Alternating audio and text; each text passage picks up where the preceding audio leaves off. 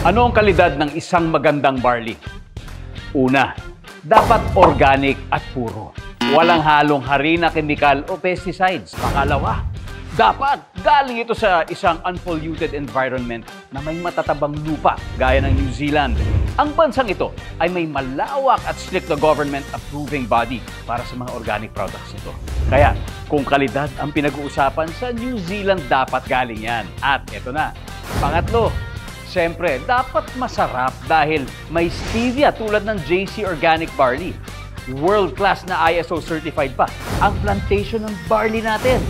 100% pure and organic, 100% sourced from New Zealand.